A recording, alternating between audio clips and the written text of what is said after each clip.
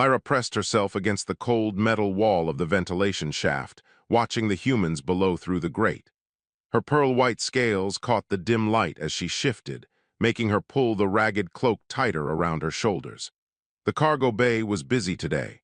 Workers moved containers, checked inventory lists, and laughed with each other like they had nothing to fear in the universe. She hated how comfortable they seemed, how easy their lives appeared. 19 years old by human counting, and Lyra had spent the last 8 of those years hiding, running, surviving in the spaces between normal life where nobody looked too closely. The scars on her back where her wings connected to her spine still ached when the station's artificial weather turned cold. Reminders of the day human mercenaries had raided her family's colony, killed her parents, and taken their scales to sell on black markets across the galaxy. Dragon scales were worth more than most people earned in a lifetime. Beautiful, durable, and rare enough that collectors paid fortunes for them. Her mother's scales had been deep emerald. Her father's had shimmered like bronze in sunlight. Both of them died protecting her, giving her time to run and hide in a cargo ship that eventually brought her here to Waypoint 7. This space station was neither the best nor worst place in known space. It existed as a trading hub where dozens of species met to exchange goods, information, and stories. The station administrator was fair, the security was reasonable, and most importantly, there were enough dark corners and forgotten maintenance tunnels for someone like Lyra to disappear into. She did repair work to survive. Good with her hands and better with technology, Lyra fixed broken equipment that others left behind. She never met her clients face to face. Instead, she used a dead drop system in the lower levels. People left broken items with payment in credits or food. She fixed them and returned them the same way. Some people tried to find her, curious about their mysterious repair worker, but she always moved before they got close. Trust was a luxury she could not afford. Every human face reminded her of the mercenaries. Every loud voice made her flinch. Every unexpected sound sent her scrambling for the nearest exit. But today, something different happened. Lyra was making her way through the maintenance passages when she heard voices in an adjacent corridor. She froze, ready to retreat, but something in the tone made her pause, not the usual chatter of workers or the harsh commands of security. This was something else. Through a crack in the wall panel, she saw 2 men. One wore a security uniform and looked impatient. The other was clearly exhausted, dark circles under his eyes and grease stains on his work clothes. He held a small child against his chest. The girl was maybe 4 years old, asleep with her thumb in her mouth. "I am telling you there has to be someone," the tired man said. His voice carried desperation. "I will pay whatever rate they want." "Mr. Reed, I already told you," the security officer replied. "Every child care center on this station has rejected your application. Your daughter has been flagged as a behavioral risk." "She is 4 years old. She is not a risk, she is traumatized. She bit 3 caregivers last month, drew blood from 2 of them. The centers have liability concerns." Daniel Reed, that was his name apparently, shifted his daughter's weight in his arms. "She is scared. She does not understand that people are trying to help. After her mother died, after the accident, she just needs someone patient enough to understand." "That is not my department," the officer said. "I am just telling you what the centers told me. Find private care or find a new job that lets you watch her yourself. I am already working double shifts to pay off medical debts. If I lose this job, we get deported to a labor colony. Do you know what happens to a 4-year-old in a labor colony?" The officer shrugged and walked away. Daniel stood there for a long moment, his shoulders sagging. He pressed his face against his daughter's hair, and Lyra saw his lips move in what might have been a prayer or just whispered promises he did not know how to keep. Something twisted in Lyra's chest. Recognition, maybe. She knew what it felt like to be that desperate and that helpless. She knew what it was to have the entire universe turn its back while you struggled to protect someone you loved. Her father had held her the same way the night the mercenaries came. Protective, desperate, willing to do anything to keep her safe. Daniel started walking toward the lifts, still carrying his daughter. Lyra watched until they disappeared from sight. Then she returned to her hiding spot in the ventilation system, trying to forget what she had seen. But that night, alone in her small space with nothing but old repair manuals and salvaged food, she could not stop thinking about the man's face. The way he held his child like she was the only thing in the universe that mattered. The next morning, when Lyra went to check her usual dead drop location, she found something unexpected. Not broken equipment or payment, but a handwritten note slipped under the hatch where she collected jobs. The handwriting was careful and clear, like someone had taken time to make sure every word was readable. I know you are there, I know you are listening, I know you are afraid. My daughter is afraid too. Every stranger is a threat to her, every new place is dangerous, every voice is too loud. She bites because she does not know any other way to make the fear stop. Maybe you understand that better than anyone else on this station. Maybe that is why you would be the only one who could help her. I'm not asking you to trust me. I'm asking you to consider that we might need someone who knows what fear tastes like. Cargo Bay 7, midnight. If you come alone, I will have Lily with me. If you do not come, I will understand. Daniel Reed. Lyra read the note 3 times. Her hands shook slightly, making the paper rustle. How did he know she was there? How did he know where to leave this message? Had she been careless? Was this a trap? But something about the words rang true. Not the polished speech of someone trying to manipulate, but the raw honesty of someone with no options left. She burned the note, as she burned all evidence of her existence. But the words stayed in her mind all day, repeating themselves while she worked on a broken environmental regulator. Maybe you understand that better than anyone else on this station. She did understand. That was the problem, she understood too well. For 3 days, Lyra debated with herself. 3 days of moving through the station's forgotten spaces, fixing broken machines, and trying not to think about a desperate father and his frightened child. But thinking was all she did. She found herself taking routes that passed near the cargo operations area, not following them exactly, just being in places where she might catch a glimpse. She told herself it was caution, making sure this Daniel Reed was who he claimed to be and not some hunter using a child as bait. What she saw made the decision harder, not easier. Daniel worked in the cargo loading bays, operating heavy machinery that moved shipping containers between docked vessels and storage areas. Brutal work that required focus and strength. He did 12-hour shifts, sometimes longer. And through it all, his daughter stayed nearby. The station allowed it because there was nowhere else for her to go. Lily Reed sat in a corner of the loading bay with a tablet and some toys, supposedly entertaining herself while her father worked. But Lyra could see the truth from her hidden vantage point in the upper scaffolding. The girl was terrified. Every loud noise made her flinch. Every time someone walked near her corner, she pressed herself against the wall. When workers tried to speak to her kindly, she showed her teeth and made sounds like a cornered animal. Twice during Lyra's observations, Lily had complete breakdowns, screaming, thrashing, trying to run toward her father. Both times, Daniel had to stop working to calm her down. Both times, his supervisor looked angry. The other workers talked about them when Daniel was out of earshot. Poor kid, losing her mother like that. Trapped in that shuttle wreckage for hours before rescue found them. Miracle she survived. Not much of a miracle if she is going to be broken for life. Reed better figure something out soon. Supervisor is looking for any excuse to fire him. On the 3rd night, Lyra made her decision. Not because she had overcome her fear of humans, not because she trusted Daniel Reed, but because she recognized something in Lily that she saw in herself every time she looked at her reflection.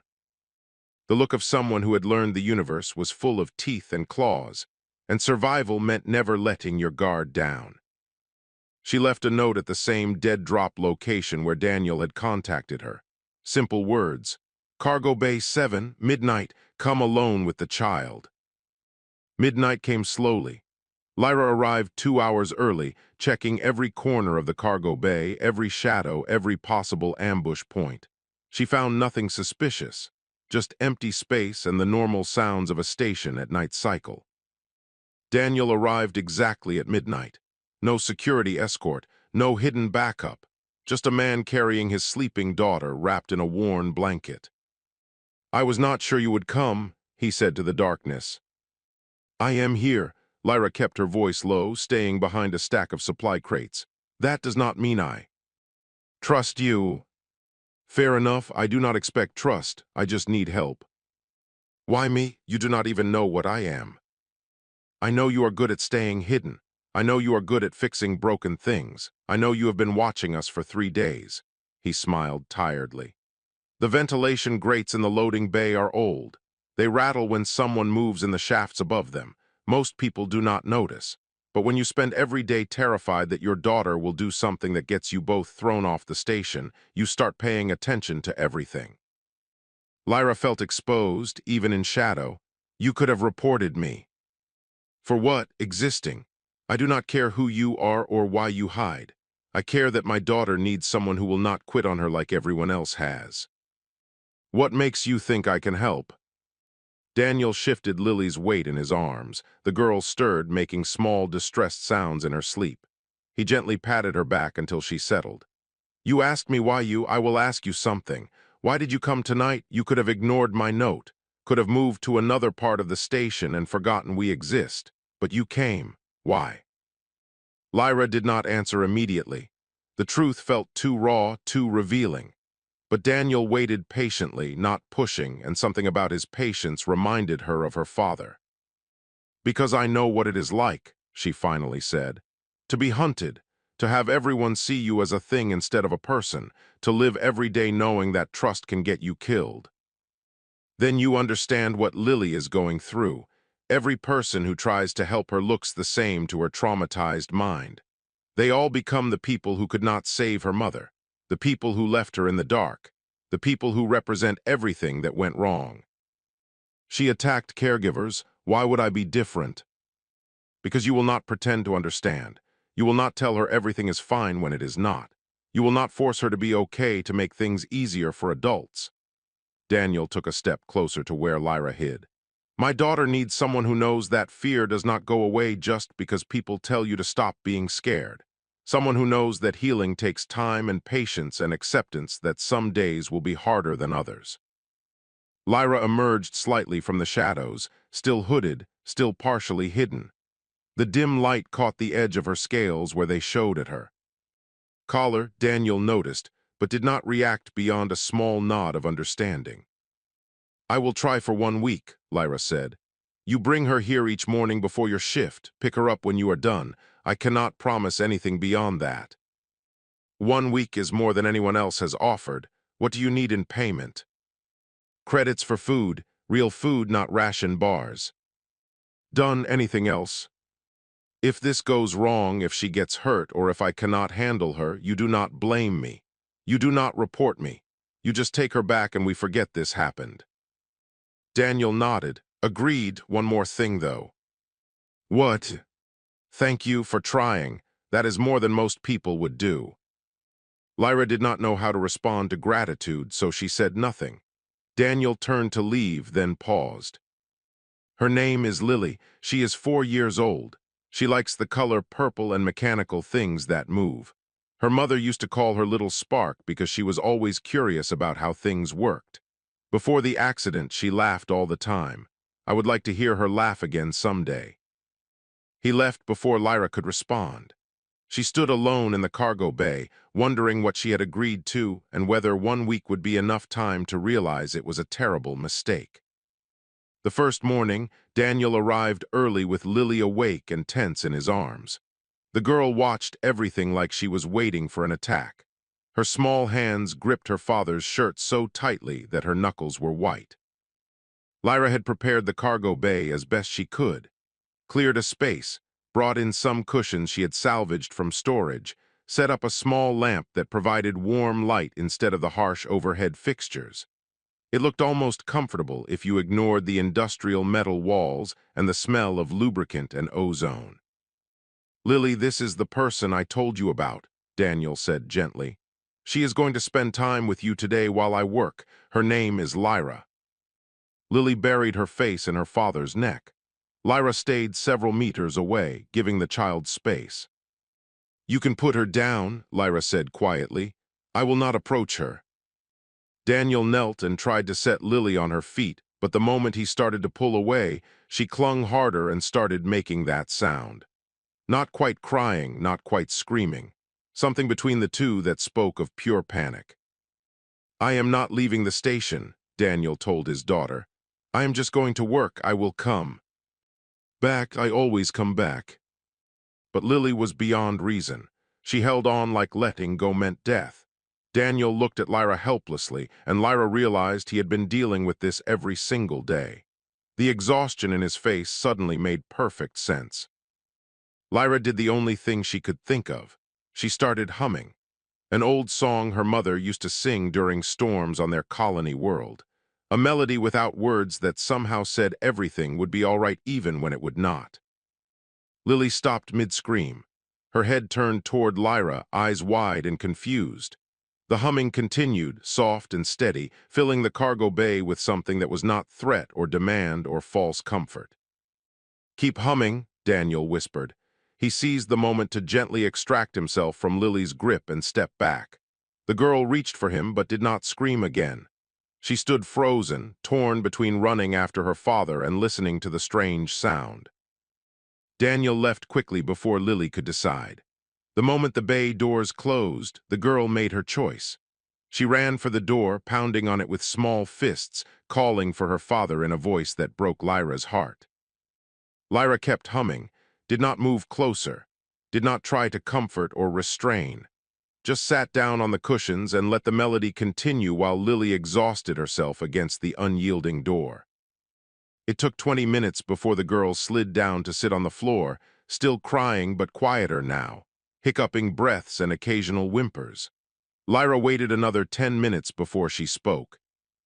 "My mother sang that song when I was scared," she said softly. "It did not make the scary things go away, but it helped me remember I was not alone." Lily did not respond, did not even look at her, but the crying slowed. "I brought some broken things to fix," Lyra continued. "Old data pads, a scanner, some tools. Would you like to see them?" Silence. Lyra started working anyway, taking apart a data pad and examining its circuits. She spoke while she worked, explaining what each component did, why this connection mattered, how energy flowed through the device. Her voice stayed calm and even, making no demands, expecting nothing. An hour passed, then two. Lily gradually turned away from the door and watched Lyra from across the bay. Her eyes followed the movement of tools, the way pieces came apart and went back together. Curiosity fighting with fear. On the second day, Lily threw things, a tool, a piece of cushion, anything she could reach. She aimed for Lyra's head, but her throws were wild. Lyra did not flinch or scold. She just moved the objects back to where they had been and continued working. The third day, Lily screamed for 2 hours straight. Not crying, not panicking, just screaming to see what would happen. Lyra put in soft earplugs she had made from medical foam and kept fixing a broken scanner. When Lily finally stopped, throat raw and tired, Lyra offered her water without comment. The fourth day changed everything. Lily found a broken data pad in the corner where Lyra had been storing damaged items. She picked it up, looked at it, then threw it at Lyra hard enough that it would have hurt if it connected. Instead, it bounced off a crate and landed near Lyra's feet. Lyra picked it up, examined it carefully, then began taking it apart. Her fingers moved with practiced precision, separating components, checking connections, identifying the problem. She spoke while she worked, not to Lily directly but to herself in that way people do when focused on a task. "Power cell is dead, that is easy to fix, but the screen connection is loose too. Someone dropped this pretty hard, maybe more than once. The frame is cracked here, see? That lets dust in, and dust ruins everything eventually." She glanced up and found Lily had moved closer. Not much, maybe 2 meters instead of 5, but closer. The girl was watching with intense focus, her fear temporarily forgotten in favor of curiosity. "Want to help?" Lyra asked. Lily did not answer, but she did not run either. Lyra took that as permission. She held up a small tool, a connector probe, and set it on the ground between them. This tool checks if power is flowing correctly. You press the tip here on this contact point, and if the light turns green, power is good. Red means broken. She demonstrated, then slid the tool closer to Lily. The girl stared at it for a long moment. Then, moving like she was approaching a dangerous animal, she reached out and picked it up. Her hands were small and clumsy, but she managed to press the probe against the contact point Lyra had indicated. The light glowed red. That means we need to replace this connector, Lyra explained. She showed Lily how to remove the broken part and install a new one. The work required patience and small fingers, both of which Lily had. By the time they finished, the data pad powered on successfully. Lily stared at the working screen like it was magic. Then she looked at Lyra, really looked at her for the first time. Her voice was hoarse from days of screaming and crying, but clear enough. "You are not scary," she said. Lyra smiled behind her hood. "You are not scary either, just hurt. There is a difference." For the rest of that day, they worked on broken items together. Lily's fear was still there. Lyra could see it in how she startled at sudden sounds, how she kept checking the door for her father's return. But between the moments of fear were moments of genuine interest. Questions about how things worked. Careful attempts to help with repairs. Small conversations that were not about trauma or loss but about circuits and power cells and why some materials conducted electricity better than others. When Daniel came to collect Lily that evening, he found his daughter holding Lyra's hand and explaining how they had fixed 3 data pads and a medical scanner. The shock on his face was worth every difficult hour of the previous 4 days. "See you tomorrow, Lily," Lyra said as the girl left with her father. "Tomorrow," Lily agreed, and for the first time since her mother died, she sounded like she might actually look forward to it. 3 weeks became a routine. Daniel dropped Lily off each morning, and the girl barely protested anymore. She had learned that her father always came back, that Lyra would be there waiting, and that the cargo bay was a safe place where nobody expected her to be anything except herself. Lyra found herself looking forward to the mornings. Lily asked endless questions about how things worked, why stars were different colors, what other planets looked like, how ships traveled faster than light. The girl's mind was sharp and hungry for knowledge, and teaching her felt natural in ways Lyra had not expected. She began to reveal more of herself. Let Lily see her scales properly in good light. Let her wings unfold during stretching exercises that kept them from cramping. Lily was fascinated but not afraid. She touched the scales gently and declared them prettier than opals, which made Lyra laugh for the first time in years. But the universe had a way of interrupting peace. Station security started asking questions. Who was accessing Cargo Bay 7 outside normal hours? Who had authorization codes for that section? The questions were routine at first, standard security sweeps, but they made Lyra nervous. Daniel brought the news one evening when picking up Lily. "Social Services wants to verify your situation," he said quietly while Lily gathered her things. "They want to confirm someone is actually caring for her and that the arrangement is legitimate." "I have no legal status here," Lyra said. "I am undocumented. If they investigate me, they will deport me." "I know, but if they do not investigate, they will take Lily, put her in an institutional facility for traumatized children. I have seen those places. They are not cruel, but they are not kind either. She would be one more broken child in a system that does not have time or resources for individual healing." Lyra looked at Lily, who was showing her collection of fixed devices to herself, talking quietly about which ones she liked best. The girl had gained weight in the past weeks, smiled more, still startled at loud sounds and still had nightmares, but she was healing in the way damaged things heal when given time and patience. "What do they need?" Lyra asked. "An inspection. Someone from Social Services will come to verify the care arrangement. They will want to see you, talk to you, assess the environment." "And if I refuse?" "They take Lily tomorrow." That night, Lyra could not sleep. She paced her small hiding space, calculating risks, planning escape routes. 8 years of survival instinct screamed at her to run. Disappear into another station, another system, another life where nobody asked questions. But she kept thinking about Lily's laugh when they successfully repaired a complicated scanner.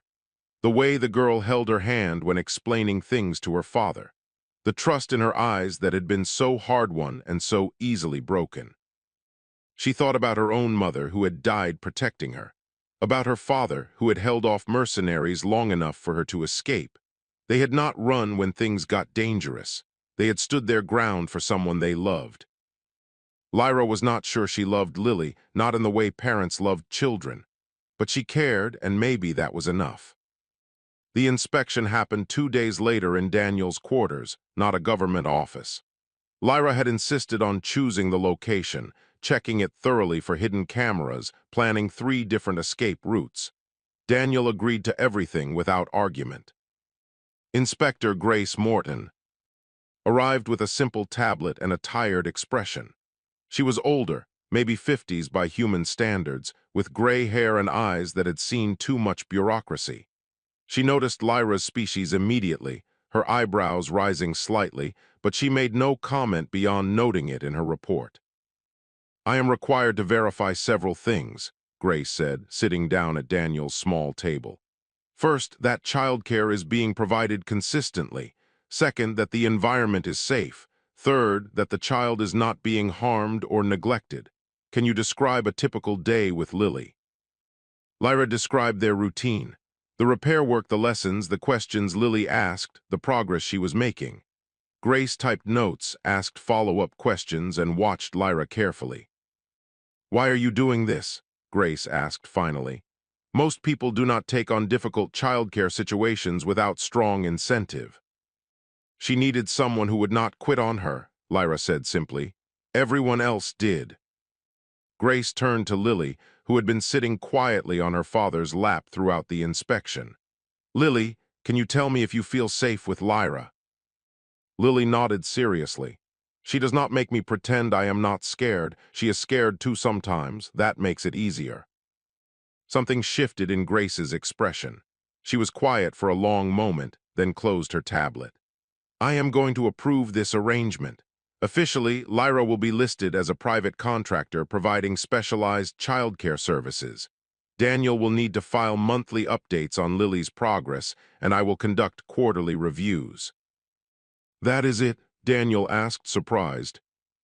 "That is it for me, however." Grace paused, choosing her words carefully. "Director Patel has been asking questions about undocumented residents. He has certain views about non-humans on this station. If he learns about this arrangement, he will make trouble. I cannot protect you from him, only from my department."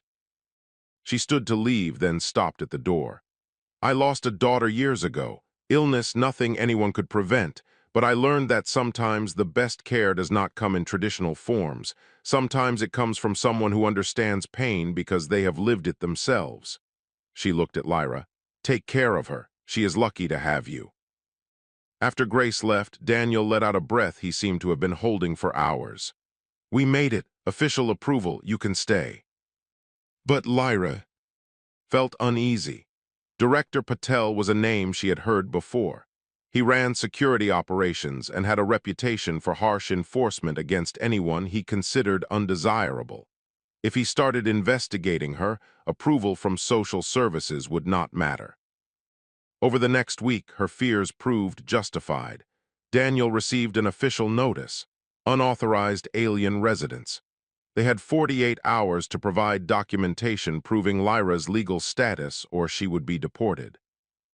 Daniel spent those hours calling every contact he had, trying to find a legal solution. But Lyra had been undocumented for 8 years. There was no quick paperwork that could fix that. The night before the deadline, Lyra prepared to run. Packed her few belongings, planned a route to the docking bays where she could stow away on an outbound freighter. It would mean starting over somewhere new, living in shadows again, but she had done it before. Then Lily found her in the cargo bay, surrounded by her packed supplies. "Are you leaving like Mama did?" the girl asked in a small voice. Lyra froze. The question cut through every survival instinct, every careful plan, every logical reason to disappear. She looked at Lily's face and saw not just fear but betrayal.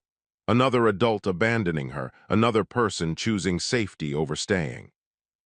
"I do not want to leave," Lyra said honestly. "But if I stay, they will force me to go, and it might be worse for your father if I fight them." Mama did not want to leave either, but she did, and I was alone in the dark for so long. Lily's voice cracked. "I do not want to be alone again." Lyra knelt down to Lily's level. Her wings unfolded slightly, an unconscious protective gesture. "You will not be alone. Your father is here. Inspector Grace will make sure you are cared for. You will be safe.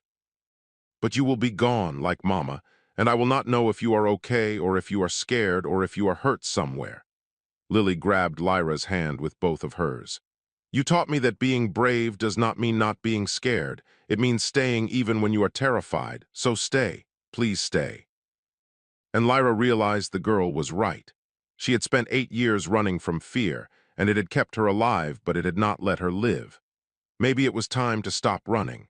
Maybe it was time to be as brave as a 4-year-old child who had lost everything but still chose trust over safety. "All right," Lyra said quietly. "I will stay. We will face this together." Lily hugged her, and Lyra wrapped both arms and wings around the small body, making a shelter against the universe that seemed determined to take everything good away. Grace worked through the night trying to create emergency documentation for Lyra, but legal processes took weeks, and they only had hours. The deportation hearing was scheduled for the next day at noon. Director Patel made it clear he intended to make an example of unauthorized residents. Daniel barely slept. He spent the early morning contacting everyone he knew on the station, calling in every favor, reaching out to anyone who might help.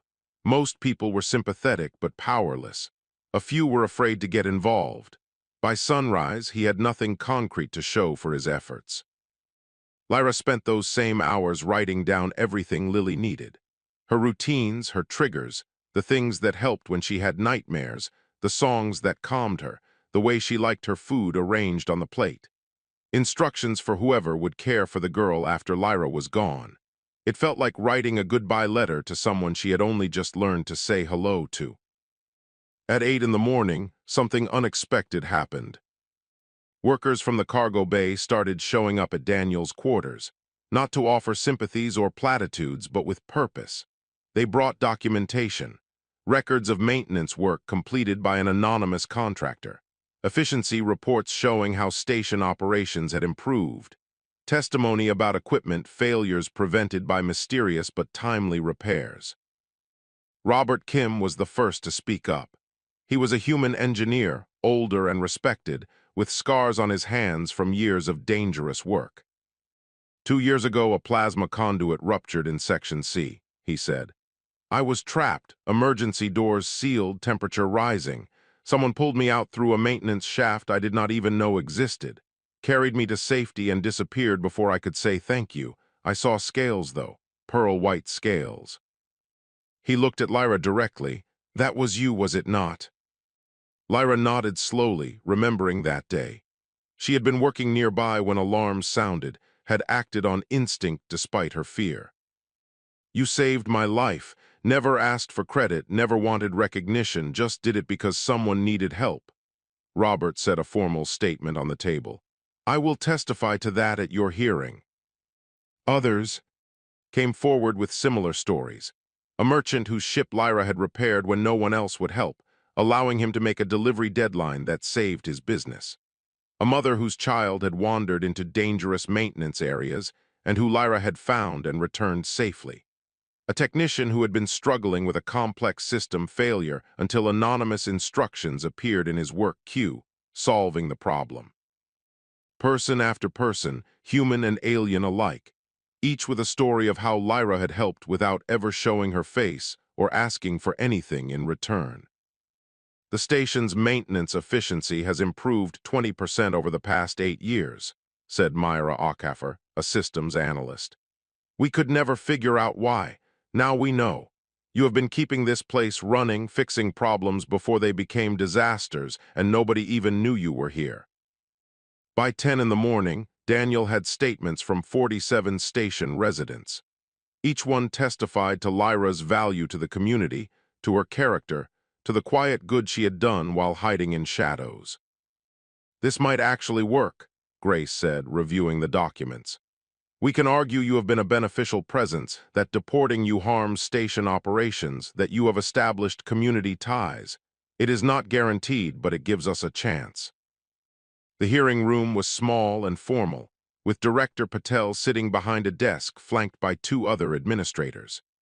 He was a thin man with cold eyes and a reputation for following regulations to the letter, especially when those regulations removed people he considered undesirable. "This is a straightforward case," Patel began. "The individual in question has no legal documentation, no authorized residence, and has been living illegally on this station for years. The law is clear. The law also allows for consideration of extraordinary circumstances," Grace countered. She presented the statements, the maintenance records, the testimony from residents. Patel barely glanced at them. Character witnesses are irrelevant. She broke the law by being here without authorization. That is the only fact that matters. If we deport everyone who provides value to this community just because paperwork was not filed correctly, we will lose more than we gain," Grace argued.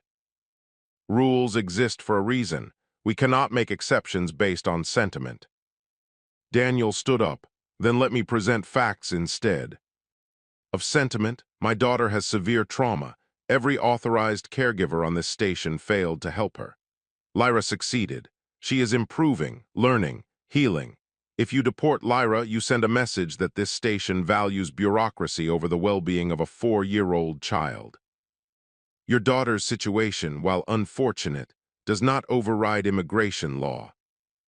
Actually, it might." One of the other administrators, an older woman named Ann Park, spoke up. "If we can establish that Lyra has been functioning as a station contractor, paying her way through services rendered, then the lack of formal documentation becomes a clerical error rather than criminal activity." Patel frowned. "She has not paid any station fees." "Incorrect." Grace pulled up financial records.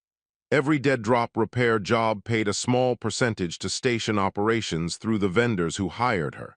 Not much individually, but over 8 years it adds up to legitimate contractor status. That is a stretch of the definition. So is calling someone a criminal when they have been saving lives and maintaining critical infrastructure."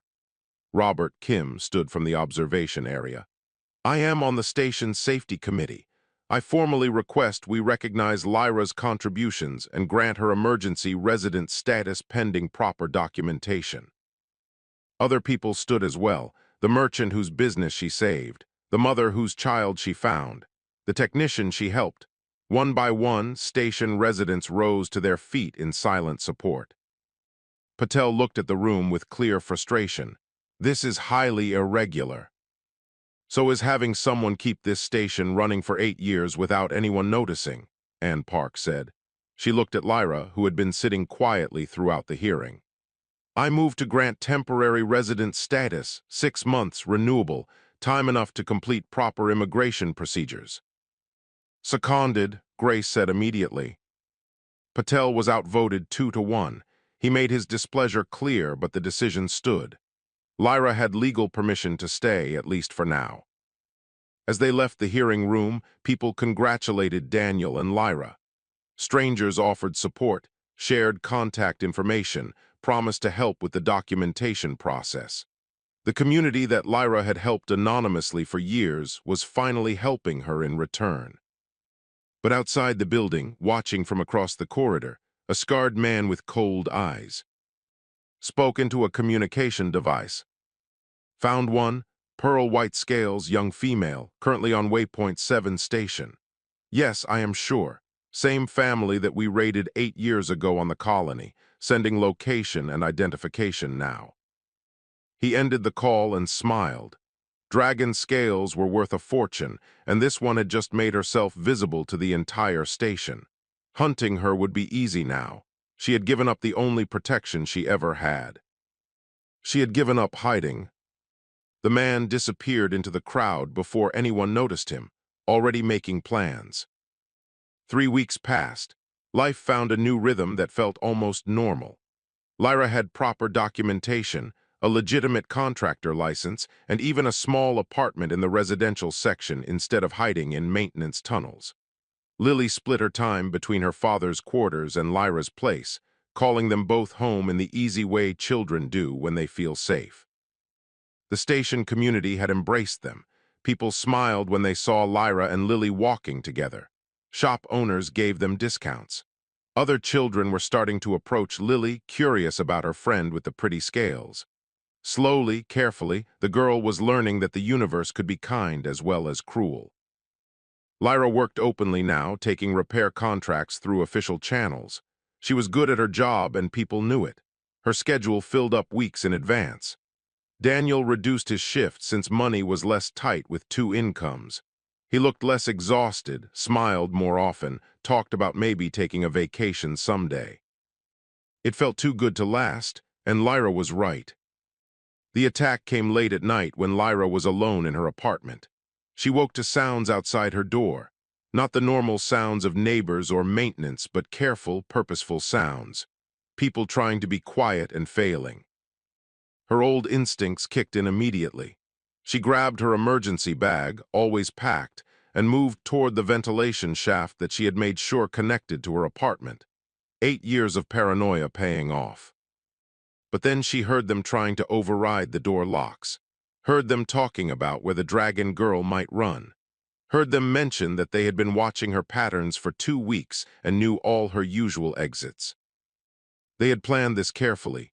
If she ran, they would catch her in the corridors. If she fought, they would overpower her. 3 armed men against 1 unarmed. Female who weighed maybe 50 kilograms. The math was simple and brutal. Lyra triggered her emergency alert, a simple device that sent signals to both Daniel and Grace. Then she grabbed the heaviest tool she owned, a large wrench, and prepared to fight anyway, because running meant leading them toward the residential areas where Lily and Daniel slept. Running meant putting others in danger. The door burst open. 3 men, 2 human and 1 alien species she did not recognize, all wearing body armor, carrying weapons designed to stun but not kill. They wanted her alive. Scales were worth more when harvested fresh. The lead man smiled, and Lyra recognized him. The scarred face from her nightmares. The mercenary who had killed her mother 8 years ago. "Hello again, little dragon," he said.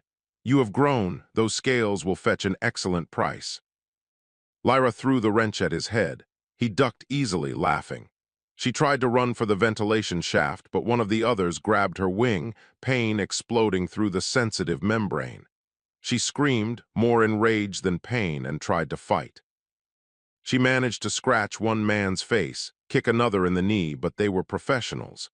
They had hunted dragons before, knew how to avoid the sharp edges of scales, how to pin wings without breaking them, how to subdue without damaging valuable merchandise. Within minutes, Lyra was on the ground, hands bound, one of them holding a blade against her throat. "Easy money," the scarred man said. "We will harvest the scales here, leave the body in the disposal system, and be off station before anyone notices. Just another random violent." The apartment door, already broken, slammed open again. Daniel stood there, holding a cargo loader's control bar like a weapon. His face was set in an expression Lyra had never seen before, pure protective fury. "Get away from her," he said quietly. The mercenaries looked at him and laughed. "This does not concern you, human. Walk away." "I am not going anywhere." "Then you die too. Makes no difference to us." Daniel did not move. "She saved my daughter. She saved me. She saved half the people on this station without asking for anything in return. You want to hurt her, you go through me first." The scarred man sighed and nodded to one of his crew. "Kill him." But before the mercenary could move, Robert Kim appeared in the doorway, holding a welding torch. "I do." "Not think so." Then Grace arrived, her security override codes already shutting down corridor access. "Station security is 2 minutes out. Leave now and you might escape. Stay and you will spend the next decade in prison." The mercenaries hesitated, calculating odds. That hesitation cost them. More people appeared. Myra Ockhaffer with a heavy data pad that could do serious damage. The merchant Lyra had helped, holding a cargo hook. The mother whose child she had saved, with a small stunner that was probably illegal but clearly functional. One by one, station residents filled the corridor, armed with whatever they could grab. "You want her, you go through all of us," Daniel repeated. The scarred man looked around at the growing crowd, at the determined faces of people willing to fight for someone they barely knew. He saw something he had not expected. Community. The kind of bond that made people risk themselves for others. "This is not worth it," he muttered to his crew. They released Lyra and backed toward the emergency stairs. Station security arrived as they fled, pursuing them through the corridors. Lyra lay on the floor, shaking, her wings still bleeding from where they had grabbed it. Daniel knelt beside her, carefully avoiding her injured wing, and helped her sit up. "Are you okay?" "They were going to kill me, take my scales. They knew where I lived, knew my patterns, planned everything." "But they did not account for you having people who care about you," Robert said. "That was their mistake." Grace coordinated with security while other residents checked on Lyra's injuries. Someone brought medical supplies. Someone else brought water. Lily appeared, having been woken by the commotion, and pushed through the adults to reach Lyra. "You are hurt," the girl said, tears in her eyes. "I will be okay," Lyra promised.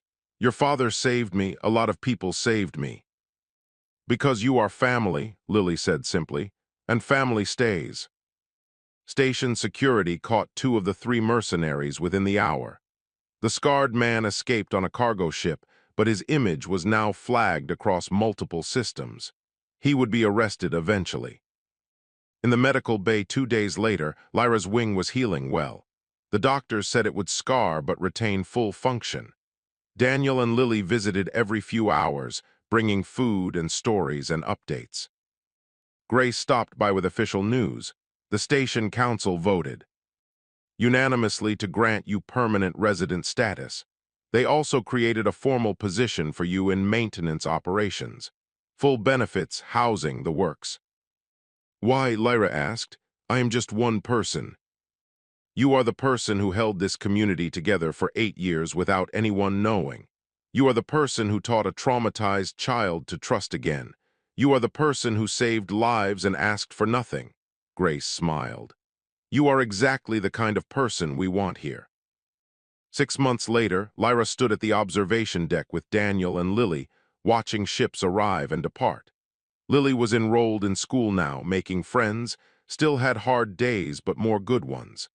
Daniel had been promoted to supervisor in his department, and Lyra had trained 5 other technicians in advanced repair techniques, creating jobs and strengthening the station's infrastructure. A small dragon arrived on a refugee ship, just 14 years old, terrified and alone. Lyra and Lily met them at the docking bay. "I know you are afraid," Lyra said gently. "I was too, but I learned something important here." Lily took the young dragon's hand. "Family is not who you are born to, it is who stays when you are scared." The young dragon looked at them with hopeful eyes, and Lyra saw herself 8 years ago. Broken and hiding, convinced the universe was full of nothing but hunters and pain. She had been wrong. The universe was full of both cruelty and kindness, and you could not have one without the possibility of the other. "Come on," Lyra said. "Let me show you your new home." She led them into the station, into a community that had taught her the most important lesson.